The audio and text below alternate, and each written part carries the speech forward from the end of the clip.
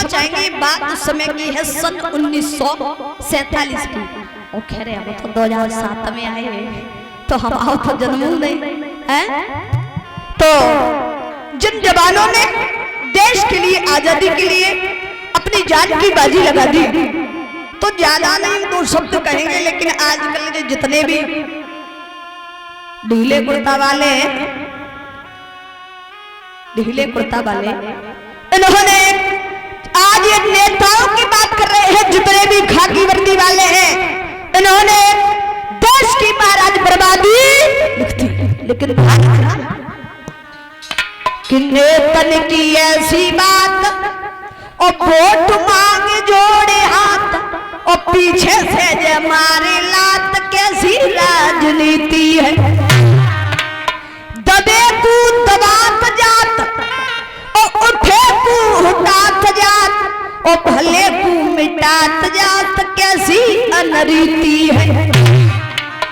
कहते हजार बात और पूरी हो न एक बात, और भाषण में जे भावे मात, कैसी ये प्रतीत है। तो ध्यान रखना, एक भी नेताओं ने हमारे देश के लिए क्या जहर का प्याला पिया? क्या एक भी नेता हमारे देश के लिए फांसी पर चढ़ा? नहीं चढ़ा। लेकिन भगत सिंह ने देश के लिए महाराज अपनी कुर्बानी दे दी। जब भगत सिंह को फांसी पर चढ़ाया जा रहा था, तो अंग्रेजों ने एक बात कही कि भगत सिंह, हमें एक बात बताओ कि तुम्हारी अंतिम इच्छा और इस देश को आजाद करने के लिए तुम्हें किसने संदेश दिया? तुम्हारी हिम्मत कैसे हुई? तो भगत सिंह की आंखों में आंसू आ गए, क्योंकि इस देश को आजाद करने के लिए सबसे बड़ा योगदान, सबसे पहले संदेश भगत सिंह के गुरुजी थे, जिनका नाम था दयानंद। दयानंद जी ने महाराज इस देश को आजाद करने के लिए सबसे पहली आवाज उठाई थी। उसके बाद महात्मा गांधी, उसके बाद भगत सिंह। तो भगत सिंह की आंखों से आंसू आ गए। और वह तो लेकिन बताया है, दो शब्द कहेंगे कि भारत शान पे मरो है और इज्जत न गई है मेरे देश की। भारत शान पे मरो है, इज्जत न गई है मेरे देश की।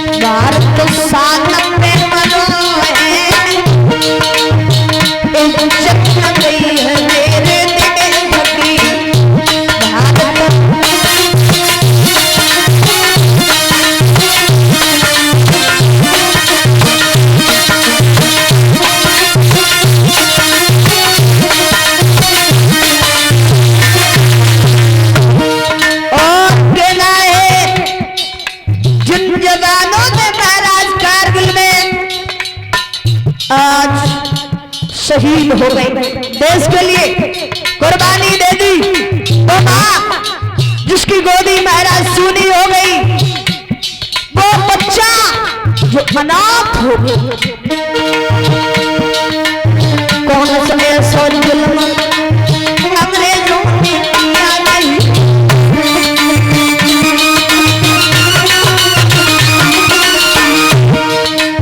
कौन सा ऐसा जुल्म अंग्रेजों ने किया नहीं।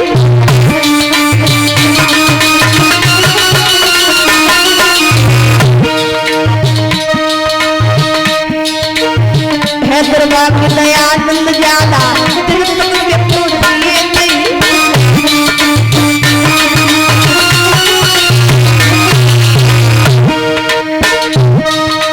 कौन सा ऐसा पाप जो है इन तेरे सबने किए नहीं। भारत साथ पे मलक है, इज्जत नहीं है मेरे देश की।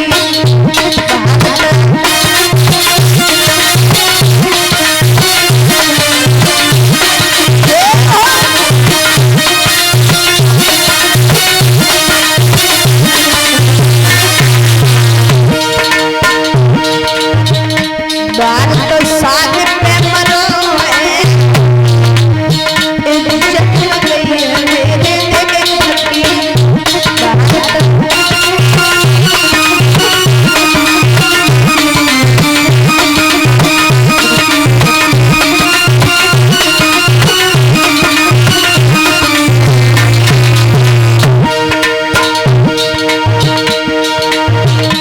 भारत साथ पे मरो है, इज्जत नहीं है मेरे देश की।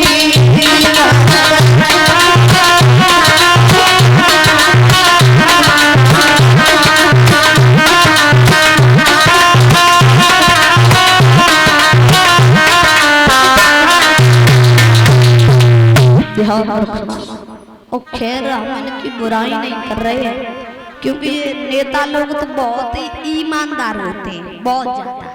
खैर हम इनकी बुराई नहीं कर रहे हैं। बोलिए भगवान की। लेकिन